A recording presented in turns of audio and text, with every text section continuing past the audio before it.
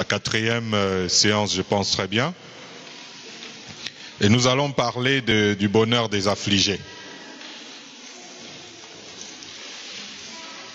Le bonheur des affligés. Et nous allons lire bien sûr le même passage. Cette fois le verset 6. Matthieu 5, le verset 6. Matthieu chapitre 5, verset 6. Il est écrit: Heureux ceux qui ont faim et soif de la justice, car ils seront rassasiés. Amen. Amen. Voilà, donc ce passage, nous l'intitulons le bonheur des passionnés de Dieu. Dans le bonheur des passionnés de Dieu, ça peut être étonnant, parce que c'est pas quand même de Dieu dont on doit être... Ça dit, quand on est passionné de Dieu et qu'on soit très heureux, ça, pour beaucoup de gens, ça marche pas comme ça. Tout le monde éprouve naturellement la sensation désagréable qui est provoquée par le besoin corporel de nourriture. Sans oublier le côté naturel de l'envie de boire. C'est-à-dire plusieurs fois à moins qu'on ne soit dans un jeûne. Par ailleurs, ils sont nombreux, les gens qui sont en train de militer donc contre les situations de manque de nourriture endémique dans certaines régions qui provoquent la mortalité ou de graves problèmes de santé physique chez les victimes. L'apôtre Paul a recommandé à ses compagnons de voyage de prendre ne serait-ce qu'un peu de nourriture afin qu'ils ne se perdent aucun cheveu de leur tête. Acte 27, 34. Beaucoup de chrétiens connaissent ce verset. Parce que ce verset dit, prenez un peu de nourriture et il ne se perdra aucun cheveu de votre tête. Donc vous pouvez comprendre pourquoi beaucoup de gens connaissent le verset en question. C'est dire que l'insuffisance alimentaire peut avoir des conséquences fâcheuses, c'est-à-dire sur notre état physiologique général.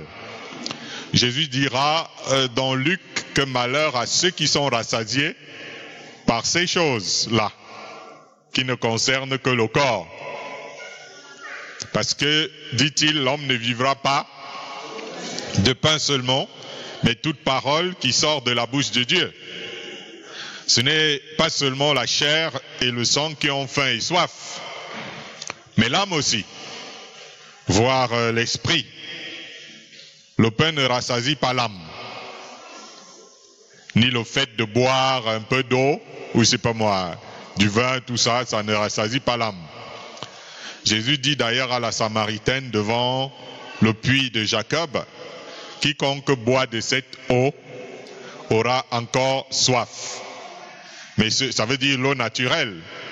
Mais celui qui boira de l'eau que je lui donnerai n'aura jamais soif, et l'eau que je lui donnerai deviendra en lui une source d'eau qui jaillira jusque dans la vie éternelle. C'est dire qu'il y a des choses non matérielles qui pourraient combler l'homme au-delà des besoins physiologiques. Les gens ne font que travailler au quotidien pour la nourriture que Jésus appelle la nourriture qui périt. Et même quand ils suivent le Seigneur, c'est parce qu'ils veulent manger et boire pour la vie corporelle. Vous savez, avec le message, notamment pentecôtiste, aujourd'hui on croit en Jésus pour prospérer, pour avoir de l'argent et bien manger. Donc c'est ça. Alors que Jésus exhorte ceux qui croient en lui de travailler surtout pour la nourriture qui subsiste, pour la vie éternelle, et il est disposé à nous la donner, abondamment même. Abondamment même. Gloire à Dieu. Ça c'est l'introduction de notre message sur Matthieu 5, 6, qui dit « Heureux ceux qui ont faim et soif de justice », dont nous parlons des passionnés de Dieu. Alors lisons Matthieu 6, versets 31 à 33. Matthieu chapitre 6, versets 31 à 33, voici ce que dit le Seigneur Jésus. Ne vous inquiétez donc point, et ne dites pas, que mangerons-nous? Que boirons-nous? De quoi serons-nous vêtus? Car toutes ces choses, ce sont les païens qui les recherchent. Votre Père céleste sait que vous en avez besoin. Cherchez premièrement le royaume et la justice de Dieu, et toutes ces choses vous seront données par-dessus. Amen. Amen. Évidemment, quand on entend Jésus, quand j'étais tout petit aussi, vous entendez comment le Seigneur disait, ne vous inquiétez pas, dites que mangerons-nous, que boirons-nous, de quoi serons-nous vêtus. Alors que normalement, lorsqu'on se lève le matin, on pense à ces choses-là, peut-être si on n'a pas de moyens, on est parfois très inquiet en ce qui concerne de telles choses. Et que Jésus dise que ce sont les païens qui les recherchent, alors il faut bien comprendre la parole de Jésus. Il dit que notre Père sait que nous avons besoin des choses qui concernent le corps. Mais ce que nous-mêmes, nous ne savons pas, c'est ce dont le Père sait aussi que nous avons besoin, le royaume et la justice de Dieu. Maintenant, la question est de savoir dans les propos de Jésus, lu dans Matthieu 6, faim et soif. Faim de quoi? Soif de quoi? Et comme c'est lui, Jésus, qui s'exprime plus loin, toujours dans le même discours, ça veut dire le même sermon sur la montagne, il s'agit de la faim du royaume de Dieu et de la soif de la justice de Dieu. Pour être plus précis, c'est pas ce que nous savons qu'il y a des personnes qui parlent de justice dans la société. Or, nous, en nous levant le matin, on a besoin de manger, de boire et de nous revêtir. Ce sont là des besoins corporels. Mais ce n'est pas la spéciale des croyants de se lever le matin et d'avoir envie de manger ou de boire. C'est tout à fait naturel. Mais si nous trouvons, quand Jésus parle du royaume de Dieu, ayant un impact positif sur la vie naturelle, il ne parle pas des choses à venir. C'est-à-dire comme quoi le ciel, quand nous irons voir Dieu dans les siècles à venir, mais il parle des réalités présentes. En quoi consiste donc ce royaume de Dieu ou cette justice de Dieu? Là, c'est la question. Forcément. Alléluia. Lisons Matthieu, toujours, on est dans Matthieu. Notre thème, c'est le bonheur des passionnés de Dieu. Le bonheur des passionnés de Dieu. Alléluia. Lisons Matthieu 12, verset 28. Matthieu chapitre 12, verset 28. Mais si c'est par l'Esprit de Dieu que je chasse les démons, le royaume de Dieu est donc venu vers vous. Amen. Amen. Alors quand Jésus il dit chercher le royaume de Dieu, c'est pas d'entrer au ciel lorsque nous mourons et puis après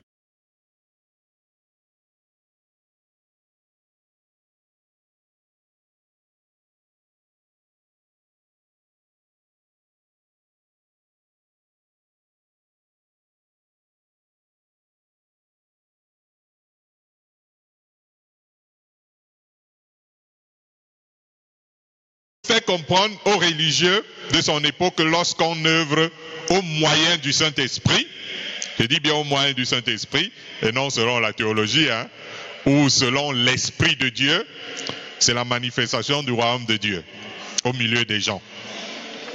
L'œuvre du Saint-Esprit est au milieu des gens et elle est mise en œuvre, ça dit que de la réalité du royaume de Dieu parmi eux.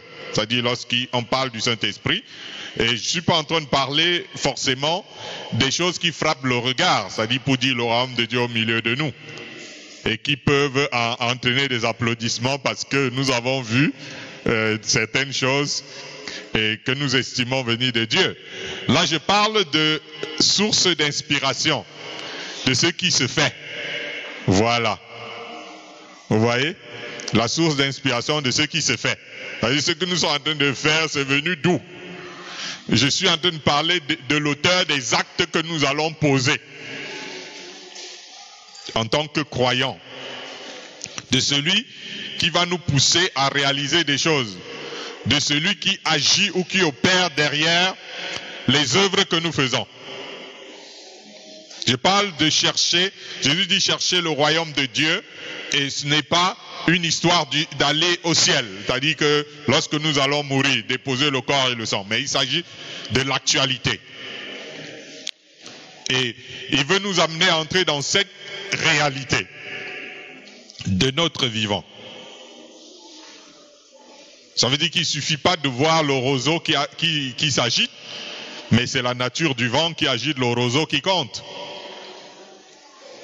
Et ça passe parfois inaperçu. Si c'est le Saint-Esprit, alors là, c'est le royaume de Dieu bien présent au milieu des gens. Si je cherche le royaume de Dieu, la première chose que je dois chercher, c'est le Saint-Esprit. Et non pas seulement le Saint-Esprit en grand spectateur dans ma vie, mais l'Esprit qui se manifeste clairement dans ma vie. Le royaume de Dieu, en fait, sont les fruits, ce sont les vertus qu'on voit, mais qui sont effectuées par l'action du Saint-Esprit dans la vie des croyants. Lorsque nous avons le Saint-Esprit en nous, nous devons l'amener à travailler. Nous devons l'amener à œuvrer, comme par exemple à réparer des choses dans notre corps, qui est son temple. Je prends un exemple. Je préfère aller d'abord dans le sens qui est bon pour nous, en fait. Ça veut dire que tu dois aussi expérimenter l'action du Saint-Esprit dans ta vie, en lui demandant de réparer certaines choses qui sont gâtées en toi. Dieu veut rendre la vie à nos corps mortels par son esprit qui habite en nous. Et donc c'est très important d'expérimenter la réalité de Dieu. Un chrétien qui continue de vivre selon la chair et selon sa propre nature, et je ne parle pas de celui qui veut pécher, hein? Non, non, non. Mais de celui qui veut pratiquer la parole de Dieu et qui a oublié quand même qu'il y a le Saint-Esprit et veut le faire avec sa capacité charnelle. Nous sommes les enfants de Dieu et le Saint-Esprit est souvent juste un spectateur. Même lorsque nous combattons contre le péché, nous ne faisons pas appel au Saint-Esprit qui peut nous aider à vaincre le péché. Généralement, on n'y arrive pas, quoi qu'on ait une bonne volonté. Mais celui qui veut travailler avec le Saint-Esprit, pour amener le Saint-Esprit à, pour l'amener lui à pratiquer la parole de Dieu, sera comblé. Alléluia. Parce qu'il va subir une transformation par l'Esprit de Dieu. Et oui, chers amis, ne cherchez pas seulement à vous repentir, mais cherchez à être transformés. Et lorsqu'on cherche à être transformé, on va faire appel au Saint-Esprit. Parce que le chrétien se limite à la repentance, mais pas à la transformation. Ce n'est pas d'avoir le Saint-Esprit qui est quelque chose, mais c'est d'être conduit par le Saint-Esprit. Et Jésus dit chercher premièrement le royaume de Dieu. C'est cela, chercher le royaume de Dieu maintenant. Celui qui cherche le royaume de Dieu ne va pas se contenter seulement d'entendre ce qui vient de l'homme. Oui, le pasteur, il nous parle souvent, je suis très content, même si c'est l'homme de Dieu. Mais il va chercher à connaître des choses de Dieu par la révélation du Saint-Esprit. Quelqu'un peut pas, vous ne pouvez pas vivre avec quelqu'un et vous êtes content que la personne est une personne muette. Vous aimeriez que cette personne vous dise quelque chose. Le grand danger, réellement, dans la marche avec Dieu, c'est de finir par la chair, après avoir commencé par l'esprit. Et généralement, nous cartonnons dans notre marche chrétienne dans les premiers jours où nous étions comme des petits fous pour Dieu. Là, on sent qu'il y a quelque chose qui coulait là. Et puis, après on finit par la chair. C'est-à-dire que le gars qui écoutait Dieu, qui était fou de Dieu, bon voilà, avec le temps il grandit. Ça diminue un peu. La chair doit, même dans les prières, être sous le contrôle de l'esprit. Parce qu'il nous faut aussi apprendre à faire des prières par l'Esprit Saint. et même à rendre culte par l'Esprit de Dieu. Je suis en train de vous montrer le chemin de chercher le royaume de Dieu. Maintenant, notre fin doit être d'être constamment conduit par l'Esprit Saint, afin de vivre et de marcher par le Saint-Esprit. Même si cela ne frappe pas les regards, le royaume de Dieu va s'installer au milieu de nous, si chacun de nous apprend à marcher avec le Saint-Esprit.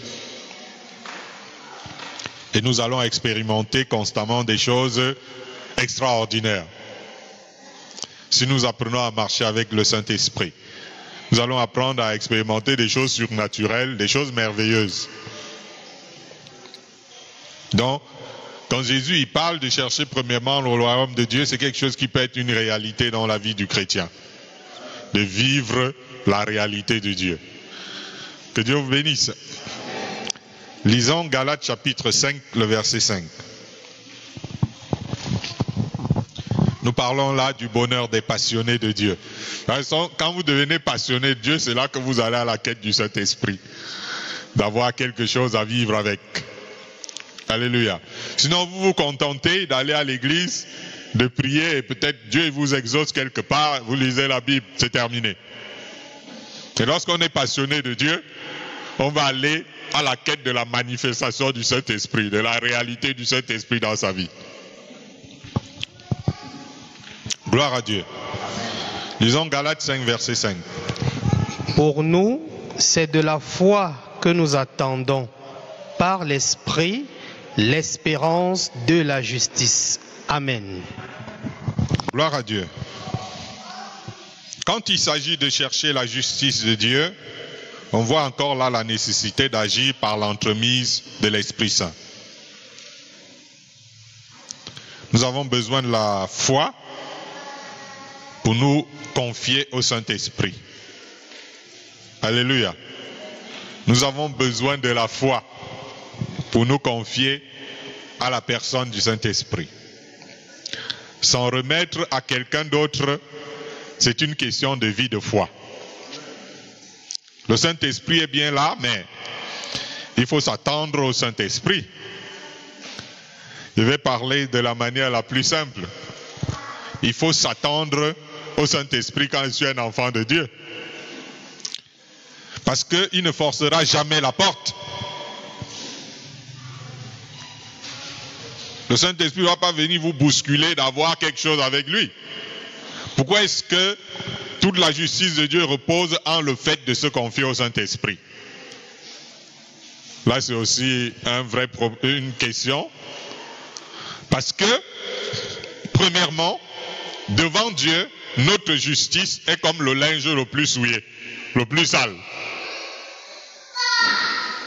Ça, c'est d'abord la première des réponses. C'est-à-dire notre propre justice.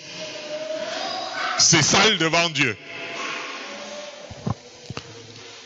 Devant la sainteté de Dieu, ma justice à moi, que je veux établir ou manifester ou pratiquer, elle est souillure. Vouloir s'approcher de Dieu d'après notre propre justice, ça va nous faire perdre beaucoup de temps dans notre marche chrétienne. C'est ce que Jésus a voulu enseigner aux pharisiens dans le temple, qui était là avec sa justice. Et le Seigneur montrait qu'il est venu perdre son temps à l'église. Paul dit que Jésus a été fait pour nous justice de Dieu déjà, ce qui nous amène à faire attention lorsque nous pensons pouvoir amener une sorte de justice devant Dieu. C'est uniquement ce que nous faisons en rapport avec Christ qui est justice devant Dieu. Parce que c'est lui qui a été fait justice de Dieu pour nous. Dieu dit à propos de Christ qu'il mettrait son esprit sur lui et qu'ainsi il annoncerait sa justice aux nations. Sans le Saint-Esprit, nous ne pouvons pas apporter la justice de Dieu aux nations. Nous allons prêcher la religion, nous allons prêcher la théologie, mais nous n'apporterons pas la justice de Dieu aux nations. C'est au Saint-Esprit de convaincre le monde en ce qui concerne la justice de Dieu. Ce n'est pas une question d'éloquence, c'est-à-dire celui qui parle mieux que les autres. Nous sommes sensibles à ce qui se passe dans la vie des gens. Nous sommes irrités contre leurs mauvaises œuvres. Et nous avons envie de les exhorter. Ça, c'est souvent notre justice divine, en fait, notre définition de la justice, voyez-vous. Parfois, nous les reprenons parce que nous sommes en quête d'une sorte de justice. Nous irons même jusqu'à toucher du doigt la plaie de leur péché. Mais la colère de l'homme ne saurait accomplir la justice de Dieu. Parce que vous en avez après les gens, parce qu'ils ne marchent pas ceci ou cela, et vous commencez à crier après eux par des trucs, ce n'est pas forcément la justice de Dieu. Parce que la chair ne sert de rien. Même les efforts que nous faisons pour être agréables sont éphémères, si nous ne sommes pas régénérés par l'œuvre de l'Esprit Saint. Gloire à Dieu. Évidemment que c'est humiliant pour nous de devoir le reconnaître. De devoir reconnaître que, en fait, devant Dieu, ce n'est pas notre force, ce n'est pas notre puissance, mais que tout doit reposer sur son esprit. Je ne sais pas si vous comprenez, je parle de la justice de Dieu. La Bible dit, l'espérance ne trompe point parce que l'amour de Dieu est répandu dans nos cœurs par le Saint-Esprit. Les amours qui ont avancé et puis ça a reculé, c'est toujours nos propres efforts d'aimer. Et parce que le message nous a touchés, nous allons faire l'effort d'aimer, d'aimer. Après demain, nous n'aimerons plus. Mais c'est pas possible. Comment mes sentiments, ça monte, ça descend. Parce que nous avons oublié que ce qu'il nous faut, c'est une transformation. C'est que le Saint-Esprit puisse répandre quelque chose en nous, qui va faire que ce ne soit pas juste quelqu'un qui est en train d'obéir à un ordre de Dieu d'aimer. Il se retrouve en train d'aimer du jour au lendemain, parce qu'il y a quelque chose que le Saint-Esprit a produit en lui. Voyez-vous, là nous sommes dans la justice de Dieu, loin de la justice propre. Et pour que nous allions à la quête de cette transformation-là, il faut être les passionnés de Dieu. Il faut avoir faim et soif. Gloire à Dieu, ce n'est pas pour le juste milieu. Lisons Jean chapitre 4, le verset 31 à 34. Jean chapitre 4, versets 31 à 34. Pendant ce temps, les disciples le pressaient de manger, disant, « Rabbi, mange. » Mais il leur dit, « J'ai à manger une nourriture que vous ne connaissez pas. » Les disciples se disaient donc les uns aux autres, « Quelqu'un lui aurait-il apporté à manger ?» Jésus leur dit, « Ma nourriture est de faire la volonté de celui qui m'a envoyé et d'accomplir son œuvre. » Amen. Amen. Ici, Jésus est en train de parler à ses propres disciples. Il dit que j'ai eu à manger une nourriture que vous ne connaissez pas, parce que vous connaissez seulement l'autre nourriture. Il dit qu'il y a une nourriture que les croyants qui suivent Jésus, pour manger et pour boire ce qui nourrit la chair, ils ne connaissent pas toujours cette nourriture-là. Et même ceux qui sont sincères ne connaissent pas toujours cette nourriture. Ça arrive parfois après longtemps. Après longtemps. Tout le monde sait ce dont il a le plus besoin dans ce monde. Parce que là, nous sommes confrontés à quelque chose. Il y a la nourriture qu'on est en train de tendre à Jésus ici, et lui, il a une autre nourriture qu'on ne voit même pas. Et maintenant, lui, il est plus préoccupé par la nourriture que les autres ne connaissent pas. Il y en a pour qui la priorité des priorités, c'est le pain quotidien. Quand il se lève le matin, le combat de sa vie, c'est le pain quotidien. D'autres, quand ils se lèvent le matin, le combat de sa vie, c'est le mariage. D'autres, quand ils se lèvent le matin, le combat de sa vie, c'est l'emploi. Le combat de sa vie, c'est l'école. Ou alors la santé corporelle. Alors, comment comprendre que la nourriture de Christ, sa principale préoccupation soit de faire la volonté de Dieu? Comment comprendre que sa principale préoccupation soit d'accomplir l'œuvre de Dieu? Je ne sais pas si cela concerne le final, ou juste la réalité du royaume de Dieu dans cette vie, mais cette parole de Christ demeure suffisamment préoccupante pour les âmes averties. Ceux qui m'appellent Seigneur, Seigneur n'entreront pas tous dans le royaume de Dieu, mais seul celui qui fait la volonté de mon Père qui est dans les cieux. Cette parole peut être entendue par tout le monde. Même les croyants les plus engagés, toute la vie, les plus travailleurs même dans l'église peut-être. Mais sans que cela leur mette la puce à l'oreille. Ceux qui m'appellent Seigneur, Seigneur n'entreront pas tous dans le royaume de Dieu. Seul celui qui fait la volonté de mon Père qui est dans les cieux. Cette parole, nous l'entendons, elle entre ici et sort là. C'est comme si Jésus n'a jamais parlé. Or, nous voulons entrer dans le royaume de Dieu. Or, nous voulons vivre la réalité du royaume de Dieu.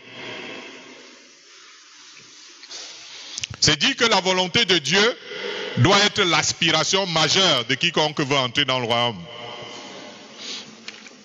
D'autant plus que sa volonté doit être faite sur la terre comme au ciel, non? On attend que ce sera fait lorsque nous irons au ciel ou quoi? N'est-ce pas que sa volonté doit être faite sur la terre comme au ciel? Ceux qui m'appellent Seigneur, Seigneur n'entreront pas tous dans le royaume de Dieu. Mais celui qui fait la volonté de mon Père qui est dans les cieux. La volonté de Dieu que nous négligeons. Parce que nous on veut, c'est si on veut, c'est nous. Jésus dira même que son vrai frère ou sa vraie sœur, c'est quiconque fait la volonté de son Père qui est dans les cieux. Mes chers frères et sœurs, c'est très important que nous prenions les paroles du Seigneur au sérieux. Il n'est donc pas question de savoir si la volonté de Dieu est dure ou pas.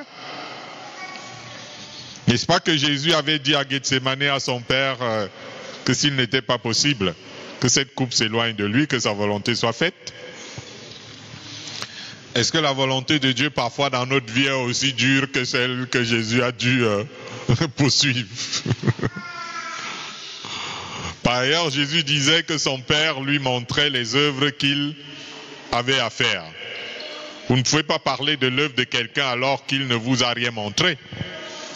Ça, c'est à l'église que, en général, qu'on doit dire ça. Dieu doit nous avoir donné réellement des œuvres directement à accomplir. Parce que Jésus il dit qu'il est venu pour faire, sa nourriture c'est de faire la volonté de son Père et d'accomplir son œuvre, pas l'œuvre que lui il a envie de faire. Pour que nous parlions de l'œuvre de Dieu, il faut que le Seigneur nous ait donné quelque chose à faire. Si ce n'est pas le cas, alors ce sont les œuvres des hommes au nom de Dieu. Ça, n'oubliez jamais ça. Les gens peuvent faire leur propre chose au nom de Dieu. Faire quelque chose au nom de quelqu'un, ce n'est pas faire la chose de la personne. Normalement, c'est Dieu qui doit faire ses œuvres au travers de nous, d'où la nécessité d'être conduit par le Saint-Esprit. Et beaucoup de ministres de Dieu ont perdu ces choses-là. Ce n'est pas ce qui est grave, hein. Le pire, c'est qu'ils n'ont plus faim ni soif de cela.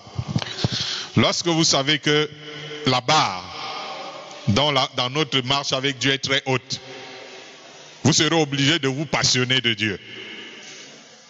Mais lorsque pour vous la marche avec Dieu, c'est une barre, la barre est quelque part là, vous ne serez pas comblé dans votre marche chrétienne. Parce que vous avez placé la barre tellement basse que ça vous suffit.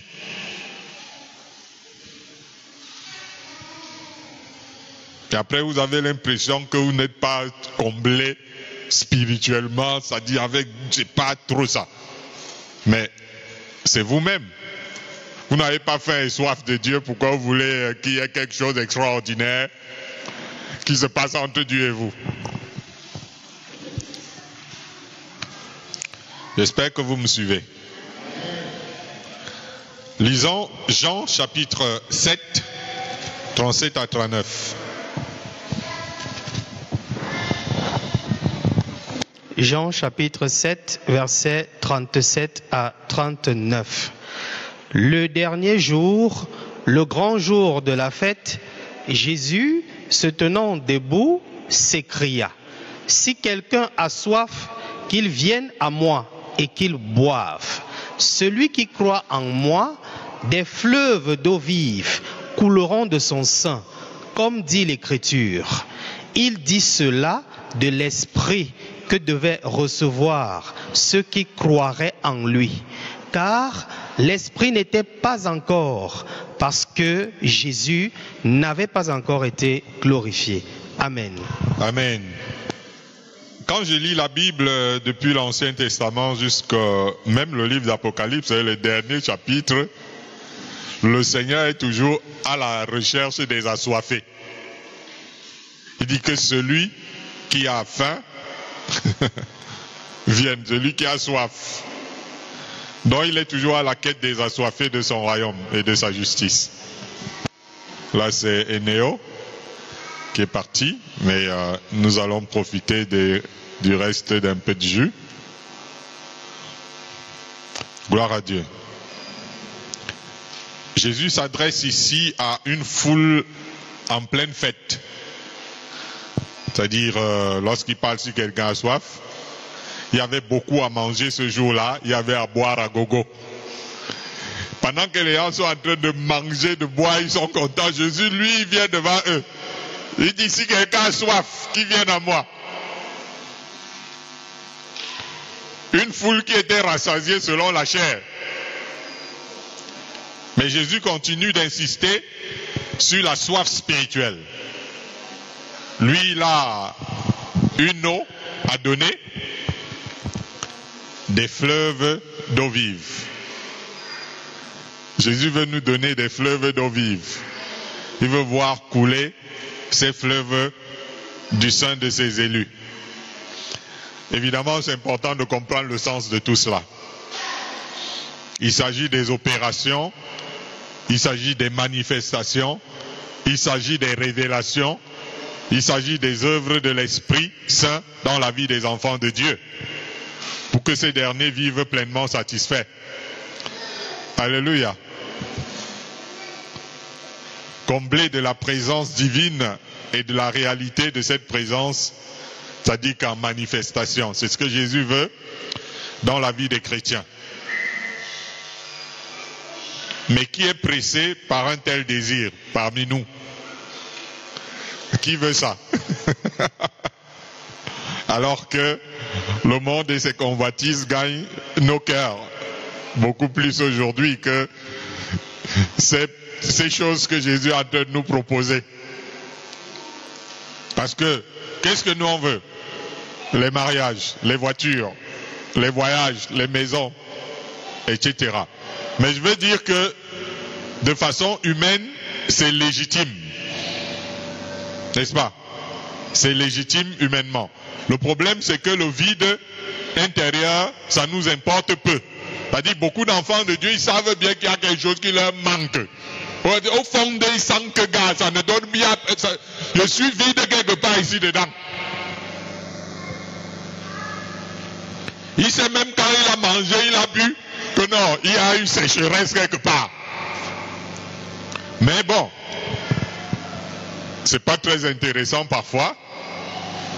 Il n'y a plus de croyants qui, comme des biches, qui soupirent après des courants d'eau, voient leurs âmes soupirer après la présence de Dieu. On a oublié la présence de Dieu depuis très longtemps. Leurs âmes n'ont plus soif de la réalité du Dieu vivant. Ça leur suffit de faire de la religion. Ça veut dire que je me lève le matin et fais quelques mots, et puis le soir je pars quelque part, à l'église, je rentre. Bon, en dehors là-bas, Dieu et moi, on n'a pas un truc, etc. Je suis content. Je vis comme ça tous les jours et ça me suffit. Du moment où j'ai la protection du Seigneur. Ça ne leur manque pas d'être éloigné de Dieu. Mais celui qui a cette soif, s'approchera du Seigneur. Et il sera rempli du Saint-Esprit. Alléluia. Lorsque vous allez éprouver cette soif, il n'y aura plus cette sécheresse et ce vide intérieur que vous remplissez souvent par le Congosa et plein de trucs comme ça. Ça va finir. Parce que vous serez rempli de l'Esprit de Dieu. Et on aura l'impression que rien ne vous émeut plus dans la vie, etc. Lorsque les gens sont en train de trouver que le bonheur c'est dans plein de choses. Alléluia. Généralement, ma femme et moi, il arrive parfois qu'on dise non, bon, allons, on entend qu'il y a un grand magasin là-bas, on a sorti un truc peut-être en ville là-bas, allons un peu. On part en ville, on part d'entrer dans l'endroit, ben il y a toutes les gens sont émerveillés. Donc, il y a un truc qu'on a créé en ville au palais là, en face du palais. Bon voilà, waouh c'est brûlé et puis bon. Voilà, nous aussi on est là, bon après, c'est pas, bon voilà, oui. On rentre à la maison, on se dit, ben, gars, tu sens même que c'était mieux de rester chez soi parce que, en plus tu t'es retrouvé dans des embouteillages, des fatigues. Bon bref, c'est pour dire que chacun sait là où il a sa joie. Vous comprenez un peu? Lorsque quelqu'un est comblé de Dieu, tu commences à faire les choses qui regardent la nature. C'est-à-dire que bon, tu fais aussi comme ça, pour que, bon, voilà. Mais c'est plus un truc, une passion, rien. Et tu es étonné de voir comment les gens sont prêts à faire des folies pour ces choses-là. Je dis que, mais, waouh. C'est-à-dire que tu vois aussi que ton cœur saute aussi comme le cœur des autres. Non, ça donne même pas. Parce qu'il y a une sorte de plénitude. Il y a une sorte de plénitude en toi qui fait que le reste, c'est vraiment le reste.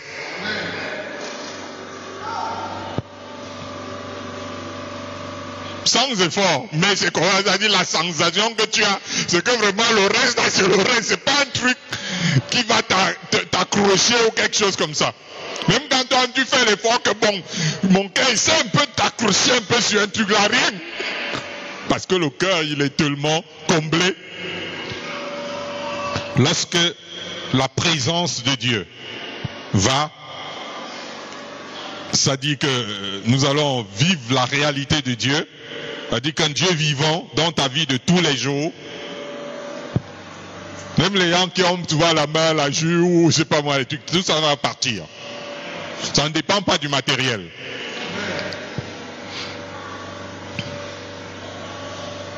Amen. Jésus parle de la soif. Et me voici quelqu'un a soif. Mais les gens n'ont pas soif. Ils ont soif plutôt d'autres choses. Et lorsque tu as ces choses-là, tu auras encore soif. N'est-ce pas? Lisons 2 Timothée 4, le verset 8.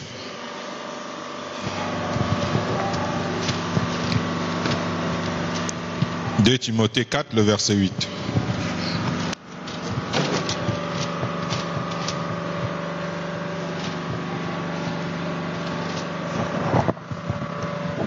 Seconde épître de l'apôtre Paul à Timothée, chapitre 4, verset 8. Il est écrit: « Désormais, la couronne de justice m'est réservée. Le Seigneur, le juste juge, me la donnera dans ce jour-là, et non seulement à moi, mais encore à tous ceux qui auront aimé son avènement. Amen. » Gloire à Dieu. Je ne suis pas en train de dire qu'il y a des efforts que vous devez faire pour que peut-être telle chose vous avez envie de vous détendre. Faites-le. Alléluia. Je ne suis pas en train de parler contre. Non, non. Le problème, c'est que vous qui vous détendez, vous avez plus de bonheur dans ces choses que dans Dieu. Généralement, et c'est ça qui est embêtant, c'est-à-dire qu'un enfant de Dieu, pour la plupart, il se retrouve souvent comme... Vous avez déjà vu les parents qui prennent un enfant, leur bébé peut-être, ils partent le laisser chez une personne en passant. Ils le mettent avec peut-être un gars là. C'est-à-dire qu'ils le gardent. Les parents, eux, connaissent la personne. Mais l'enfant, lui, gars, il passe des moments horribles. C'est comme beaucoup de gens, ils passent des moments horribles devant Dieu. Parce que les gars, ça dit Dieu, c'est un étranger. Donc quand il va passer un moment avec le Seigneur, ça dit que c'est vraiment comme ce bébé qui a fait un grand-père là, que là, ça dit qu'il se demande ce qu'il fait là. Donc, et beaucoup d'enfants de Dieu, ça dit que se sont retrouvés comme ça quand il s'agit de Dieu. Ça dit que quand il parle, il dit bon, il va passer un petit moment avec Dieu là, c'est pas comme si il est là devant Dieu comme, c'est pas moi, cet enfant de 2 ans qui a fait un grand-père, que gars, il sait même que ils vont se dire quoi et qu'est-ce qui va se passer. Parce qu'il n'y a plus rien entre Dieu et eux. Et là, c'est quelque chose de dangereux. Ça dit le Dieu en qui nous avons cru, le Dieu dont nous chantons les merveilles et tout, mais être en sa présence devient un truc ennuyeux et embêtant.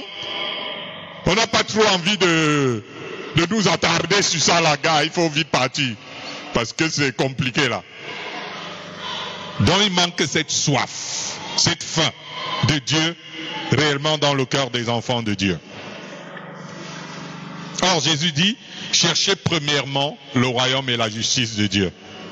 Et le reste, qui pour nous est une priorité, vous sera donné par-dessus.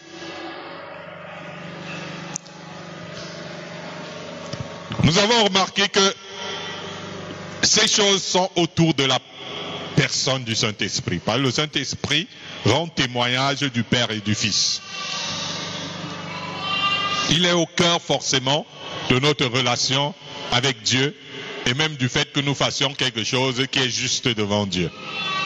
L'apôtre Paul, qui était forcément un passionné de Dieu, il peut parler de la couronne qui lui est réservée, la couronne de justice. Il a vite compris qu'il devait être trouvé en Christ, non avec sa propre justice. Nous avons parlé de la propre justice tout à l'heure, mais la justice de Christ. Dieu ne réserve pas de couronne à la chair. Je ne sais pas si c'est une information qu'on vous donne aujourd'hui ou si vous ne le savez pas. Il n'y a pas de couronne réservée à la chair. La chair ne va pas entrer au ciel. Elle n'héritera pas le royaume de Dieu. Encore moins une justice selon la chair. Mais celui qui aura trouvé et qui aura marché dans la justice de Dieu sera couronné dans le royaume de Dieu.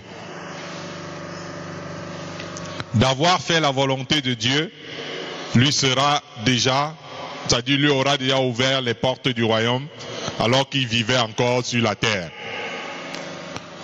Au lieu de courir dans le sac, chers amis, c'est important de nous assurer que nous achevons la vraie course avec Dieu au final.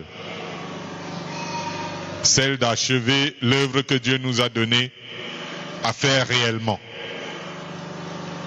Alors la couronne de justice nous sera donnée. Gloire à Dieu. C'est important de comprendre que notre nature est une nature corrompue.